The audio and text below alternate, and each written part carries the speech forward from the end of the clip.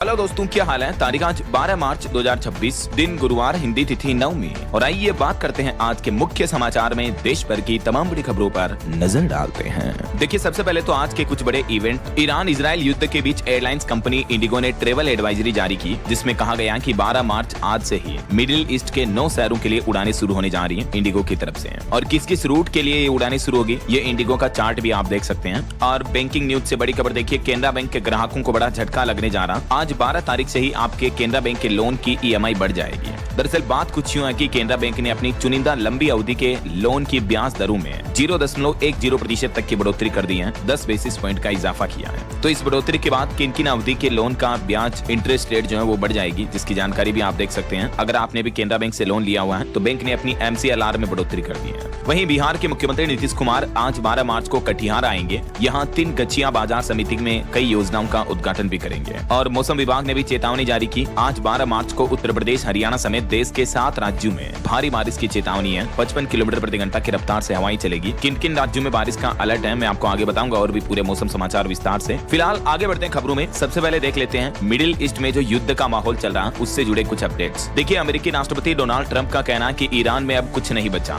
मैं जब चाहूंगा युद्ध खत्म हो जाएगा। मिडिल ईस्ट में चल रहे जंगी हालातों के बीच अमेरिका के राष्ट्रपति ने यह बड़ा दावा किया। वो बोले कि ईरान के साथ जंग जल्द खत्म हो जाएगी, हमने सब कुछ तबाह कर दिया, अब वहां हमला करने के लिए कुछ भी नहीं बचा है। बीते दिन भी अमेरिका ने देखिए होर्मुज स्ट्रेट में 16 ईरानी बोट पर हमला किया और अमेरिका ने कहा था कि ईरान पर सबसे बड़ा अटैक करेंगे। ईरान ने भी कहा था कि हम धमकी से नहीं डरते। तो आखिरकार अमेरिका ने ऐसी ही हरकत की और ईरान के होर्मुज स्ट्रेट रूट में 16 ईरानी बोट पर यह महाविस्फोट हमला किया। वहीं इधर ओमान के सलालाह पोर्ट में भी तेल स्टोरेज पर ड्रोन अटैक देखने को मिला, जिसके चलते कई टैंकों में आग लग गई। सुल्तान ने ईरानी राष्ट्रपति को फोन करके नाराजगी भी जताई। ओमान के सुल्तान ने ईरान के राष्ट्रपति को इस मुद्दे पर फोन पर बातचीत की। और इन हमलों पर हमारे भारत के विदेश मंत्रालय का कहना है कि व्यापारिक जहाजों को निशाना बनाना बेहद दुर्भाग्यपूर्ण है। जो पश्चिम एशिया में तनाव का माहौल चल रहा है, इस पर भारत ने ये सख्त टिप्पणी की है। देश के प्रधानमंत्री नरेंद्र मोदी भी बोले कि घबराने या अफवाहों पर ध्यान देने की कोई जरूरत नहीं है। पश्चिम एशिया संघर्ष पर पीएम मोदी ने कल तमिलनाडु में जनसभा के संबोधन के दौरान ये बातें कही। वैसे अभी हमारे देश में भी इस जंग का असर दिख रहा। देश भर में LPG की किल्लत देखने को मिली। गैस एजेंसियों के बाहर लंबी लाइनें लगी लोगों की। उत्तर प्रदेश, बिहार समेत कई राज्यों में पुलिस सुरक्षा में गैस सिलेंडर बांटे जा रहे हैं। यूपी अयोध्या में राम रसोई भी बंद कर दी गई है। पिछले 8 सालों में ये पहला मौका है जब अयोध्या में ये राम रसोई को बंद किया गया है। ये कुछ अलग अलग राज्यों की स्थितियां देखिए आप। उत्तर प्रदेश के गोरखपुर में गैस सिलेंडर के लिए लात घुसे चले, गैस गोदाम सील कर दिया गया। श्रावस्ती में एक महिला भी बेहोश हो गई गैस सिलेंडर लेने दौरान झड़प में।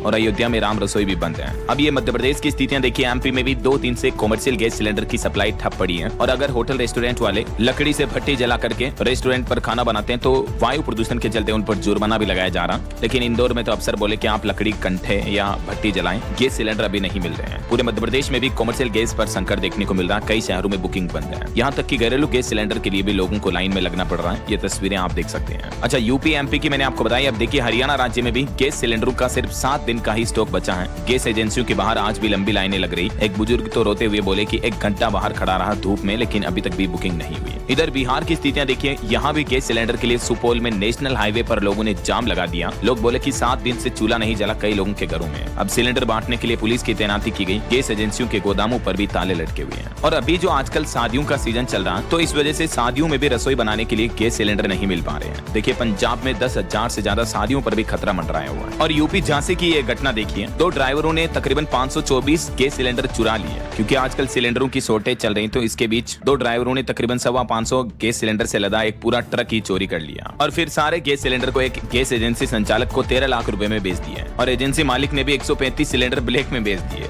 हालांकि इस मामले में अभी एजेंसी मालिक समेत 7 आरोपियों को गिरफ्तार कर लिया गया है। लेकिन ये हालात हो रहे हमारे देश में भी गैस सिलेंडर का काफी क्राइसिस देखने को मिल रहा है। देखिए, देश की आर्थिक राजधानी मुंबई के भी होटलों पर संकट छाया हुआ है। गैस खत्म है, 2000 रेस्टोरेंट बंद पड़े हैं। होटल उद्योग पर LPG का काफी ज्यादा असर दिख रहा है। इस बीच सरकार ने एक नया आदेश ये भी जारी कर दिया। एक तो गैस सिलेंडर की डिलीवरी के समय अब OTP देना अनिवार्य होगा। रजिस्टर्ड मोबाइल नंबर पर ही रिसीव होगा OTP, क्योंकि ब्लैक कालाबाजारी काफी ज्यादा हो रही। सिलेंडर की, तो यही वजह की सरकार ने OTP का रूल सख्ती से पालन करने का आदेश दिया है। और सरकार का ये भी कहना है कि अगर कोई आपसे तय कीमत से ज्यादा पैसे मांगे, ज्यादा वसूले, तो इन नंबर पर फोन करके आप शिकायत दर्ज कर सकते हैं। गैस सिलेंडर से जुड़ी कंप्लेन के लिए सरकार ने हेल्पलाइन नंबर भी जारी किया है। इंडेन, भारत गैस, HP वगैरह सभी कंपनियों के हेल्पलाइन नंबर आप देख सकते हैं। हालांकि इतने क्राइसिस के बावजूद भी सरकार का यह बयान सामने आ रहा है कि घबराहट में बुक न करें अपना गैस सिलेंडर, 2.5 दिन में डिलीवरी हो जाएगी। और युद्ध से जुड़ी कुछ और बड़ी खबरें देखिए आप। दुबई एयरपोर्ट के पास ड्रोन हमला हुआ, जिसमें एक भारतीय समेत 4 लोग घायल हो गए। ईरान और अमेरिका इजराइल तनाव के बीच हलचल और बढ़ रही है। मिडिल ईस्ट युद्ध में 2 और भारतीयों की मौत हुई, एक लापता है। खुद विदेश मंत्रालय की तरफ से ये बात की जानकारी दी गई। और कुछ मीडिया रिपोर्ट्स में तो ये भी बताया जा रहा है कि अमेरिका इजरायली हमले में जो ईरान के नए सुप्रीम लीडर बने थे ना, मुस्तफा खामेनी,